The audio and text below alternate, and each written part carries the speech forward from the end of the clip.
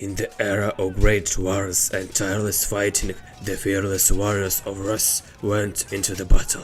They sharpened their swords in the battles many times and sprinkled their blood on the fight, paving the way for the enemy's body to move forward.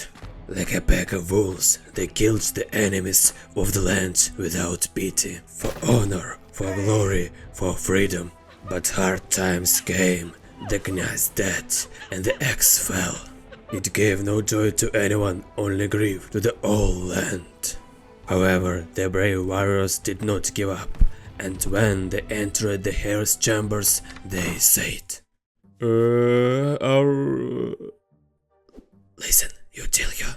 No way, I'm not going to say anything. Holy smoke, why such coward? We already made a deal. Lyutyi. Alright. Olga, we need a Knyaz to continue our campaigns. Well, you will have to wait, because the Knyaz is still a child. Oh, what a shame. Well, then we'll just go... Wow, look, it's Jesus! The real Jesus! And I'm supposed to believe that? Boris, there really is Jesus there. Boris. See for yourself. Ah, dear. The hero grew up on the battlefield. Fire and swords were his brothers. He did not see all the hurt hearts, for he himself judged his enemies. He was a brave knight who did not fall but fought to the end. He earned a glorious name, for he was called.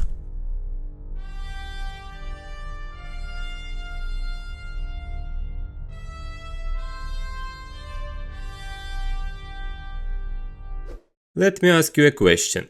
What was your childhood like? You probably played with dolls, or you dated a girl from a different class, thinking that it was so grown up, like, yo, even though it's always stupid and, never mind, I didn't even have that. Svyatoslav as a child slaughtered the enemies of Rus, and, to be honest, he enjoyed.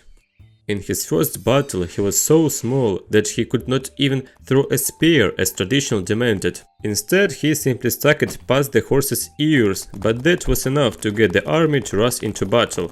The father of the Ukrainian Knyaz Igor died when he was a child, so he was raised by Varangian warlords, who influenced Svyatoslav's faith and moral principles. My Knyaz, you are an adult and can make your own decision. What shall we do next? After thinking it over, I have decided to go on a military campaign. Svyatoslav inherited from his father a powerful but far from perfect land with multiple problems and enemies. While his mother's Knyagina Olga was dealing with economic issues and providing her son with reliable rear, the fight against enemy forces had already fallen on the young Knyaz's shoulders. There were two dangerous empires around the Rus land that posed a direct threat to Kyiv. The first was, of course, Byzantium, and the second was Khazar Khaganate, with whom Rus had old scores to settle, for betrayal, for pressure, for past humiliation. In addition, Khazaria was quite rich, and its resources would definitely not hurt Kyiv. But it was risky to openly attack the Khaganate, since at the time they were perhaps the greatest power in Eastern Europe. For this reason, Svyatoslav decided to act smartly, first to weaken the Khazaria by cutting it off from the Vyatichi, a Slavic tribe that paid tribute to the Khazars, and only then to strike the main blow. Okay, mom, I'm going campaign. Svyatoslav, didn't you forget anything? That's it, I'm off. Svyatoslav! Have you forgotten anything else? I don't think so. The cross, Svyatoslav, kiss the cross. Mom, come on, you know, I am for Perun. I don't care, hurry up, it's a blessing for the campaign. Mom, the boys will make fun of me. What did you say? Mom, please don't, Mom, I'm sorry, Mom.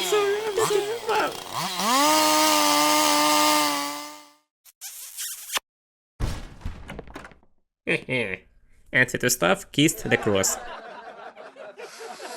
It's okay, Knyaz. You did right. You did right. Although Svyatoslav was a pagan, he still respected Christianity, which had been widespread in the Ukrainian lands since the time of the Scythians. And in general, he did not consider faith to be the main factor in the selection of his army. while in courage and bravery more. However, do you know who had problems with non-Christians? The Greeks. Their relation with the Khazars deteriorated greatly. Therefore, Byzantium provided Kyiv some assistance to counteract the Khaganate. Having organized his troops, the Ukrainian Knyaz easily occupied the lands of the eastern Slavs and annexed them to his empire. The Slavs did not put up much of a fight, and in fact may have been happy to come under the Slavic rather than Turkic yoke. In this way, the Knyaz opened the way further east. Sonce Svaroznyi Slav? Yes, my Knyaz. Write a letter to the Khazars. Tell them, I am coming to you. Should I write letter Y with a capital or small letter? What? What the hell the difference? Well, if we respect them, it's better to write Y with a capital letter. Our Or bread there and are butter lots is of one, them. Or... not writing. I think if we make a few spelling mistakes, it won't be a big Well, deal. I know how to do it. I don't care. After a little rest, the Knyaz resumed his campaign, entering the lands of the Khaganate. Having prepared the boats, the warriors confidently moved down the Don. Their next goal was the fortress of Sarkel, which was built on a purpose to deter Rus raids. Under the cover of night, the Knyaz army suddenly attacked, looting and destroying everything. The fortress defenders defended themselves as best they could, but it was impossible to hold back the pressure of the invisible Rus army. Svyatoslav captured an important defense structure and renamed it the White Tower. It became a new Rus center in the east, a key point of trade and military presence. With this blow, the Knyaz seriously weakened the western borders of Khazaria, but the conquest of Sarkel was not only a victory on the map. This triumph changed the Knyaz himself, and his fame spread far beyond the borders of Rus. And now everyone knew that a new powerful voivode had appeared in the east. My Knyaz, we have won the victory and taken a lot of booty. Can we go home now? No. Slav, Polko, Slav. How many enemy do you think we killed? A lot? Not enough. Not enough enemies' blood has spilled, and I will not rest until those damn dogs die in agony. I want them all to know my strength, the strength of mine and my army. I will destroy them, every one single of them. Svyatoslav, the kid gave birth to kittens. Ooh, show me. The Kyivan Knyaz was a simple man. He did not like pull the cat by the tail. Therefore, he decided to strike at the hordes of the enemies at once, at the capital of the Jews, the city of Itil. The problem, however, was significant. There were no waterways leading to Itil, and Svyatoslav did not like to travel by land. For this reason, the Brave formed an alliance with the Pechenegs and Oguzes, so that they would provide the Rus army with their horsemen to safely reach the gates of the city. And when Kyivan Knyaz did so, horror gripped the local people. The Khaganate's army was demoralized by the loss of its defenses, but it still fought for the last piece of its once great Khanate. The Rus fearlessly moved forward in iron ranks, beating the enemy, like an unstoppable wave, washing away all the enemies in its path with the blood. During the long battles, Itil fell and Khazars stopped existing. It was the first major empire that Kyiv defeated. With this victory, the Rus army not only gained fame, but also great economic opportunities by intercepting trade in the Turkic world. My Knyaz, we have brought a prisoner to you. His last wish is to tell you something. Naughty dog, you will never conquer us. I wish you to die in agony. That was brave. What did he say? I don't know, I don't speak Turkic. After such a victory, it would be nice to take a few years off, wouldn't it? No, are we in France? A real boys-genic knows no exhaustion. That's why Svyatoslav the Conqueror went on a campaign against Volozhsky Bulgar in the same year, a Muslim country that traded in slaves and fur, which I of course deeply condemn. You don't have to kill enemies for fur, it's cruel. The Rus army was still able to defeat the smaller state, take the spoil and impose tribute. On the way back, the Knyaz captured Tmutarakan, an important port city that allowed Rus to control two of the three possible sea trade routes to the Byzantium Empire. This only strengthened the economy of Rus. The war with the Greeks is coming. The Kyivan troops approached Chersonesus and attacked it to increase their influence on the Black Sea. However, the Byzantines gave Svyatoslav a ransom and he went back to Kiev. The war with the Greeks is cancelled. While Svyatoslav was celebrating his victories, to the south there was still a vast and glorious Eastern Roman Empire that paid tribute to the newly formed Bulgaria. How did this happen, you may ask? Well, here we have to rewind the clock back a century and focus our attention on a small, still very young state led by this serious man named Krum. Krum himself was descended from Turkic nobility, but he managed to unite Slavic and Proto-Bulgarian tribes into a centralized state, becoming a Khan. Around 805 he attacked the Avar Khaganate, which was in decline after the wars with the Franks, and seized its eastern lands. And then there was a blow to Byzantium. The empire suffered from internal conflicts, so the defense of its territories was weak. The Bulgarians ambushed them near the city of Tremont, where the Byzantines were paying their soldiers. The attack was swift and merciless. In a bloody battle, the Bulgarians captured more than 100,000 liters of gold, which was a lot of money at the time. Using the resources he had gained, Krum increased the size of his army with mercenaries and besieged the fortress of Serdika. The Greeks defended the walls for some time, repelling numerous Bulgarian attacks. However, with each passing day it became more and more difficult to hold the defense, and in the end the Khan's troops finally gained the upper hand against the Byzantium outpost. Krum executed all the prisoners of war, either to show his dominance in the Balkans or simply to avenge his fallen brothers. According to Greek sources, the losses reached about 6,000 people, which was a relatively large army at the time. Such actions of the Khan greatly angered the Byzantine Emperor Nicephorus I, who took his army on a campaign against Bulgaria.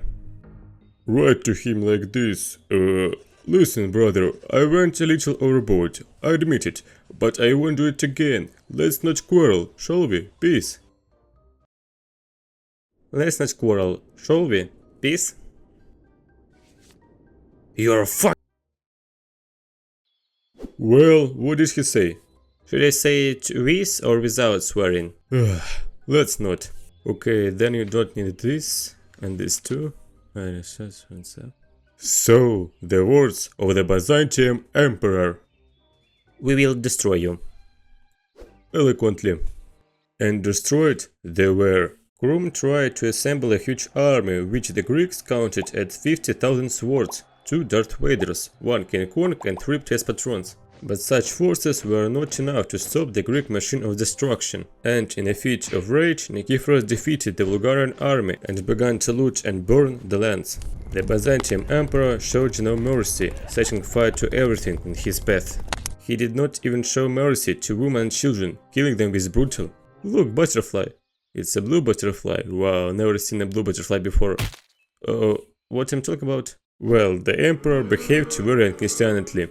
Even after capturing the capital and robbing a lot of property, he did not want to return home. Also, by the way, he received a second letter for Krum with a request to get out with all the captured goods. The Bulgarian population, including the Slavic leaders, could not turn a blind eye to such atrocities by the Roman army. Therefore, numerous volunteers, including women, joined Krum's new army, which planned revenge. Nicephorus found out that the Bulgarian Khan was planning to attack him, so he decided not to tempt his fate and turned back to Constantinople. Maneuvering in search of a way out of the Balkans, the Greek army stopped at a narrow road.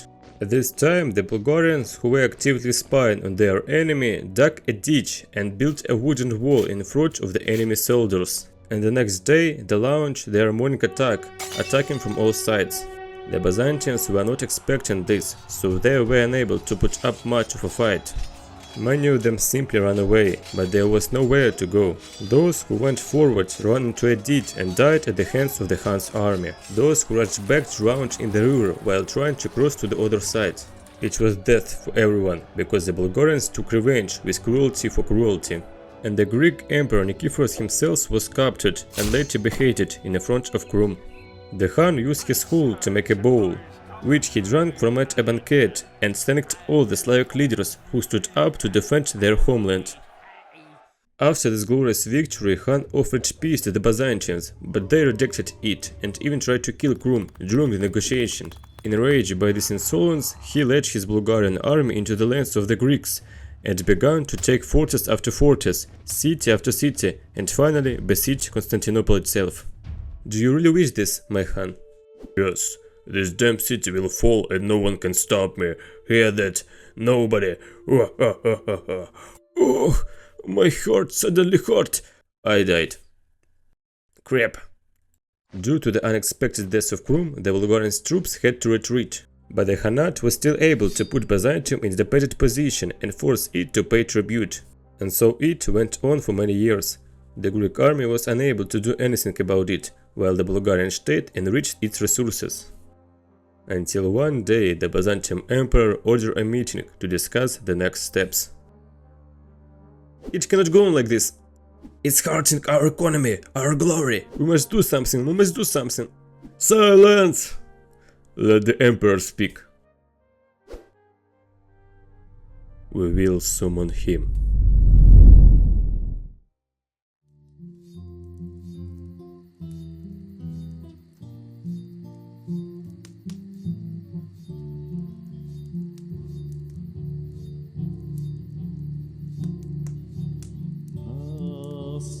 Світанку чути сурми грають, кличуть нас, прабатьківським боги, з Ландолин до синього Дунаю вже встають, єднаються полки. Встань із листя, встань з трави, встань з крутого звора, корула до корули, прапор до прапора, прапор до прапора. Городи підіймуться з руїни, честь засяє, правда на ланці. Русичі, готуйте вірну зброю, блискавки підгострюйте в руці. Встань із листя, встань з трави, встань з крутого звора, коругла до корули, прапор до прапора, прапор до прапора.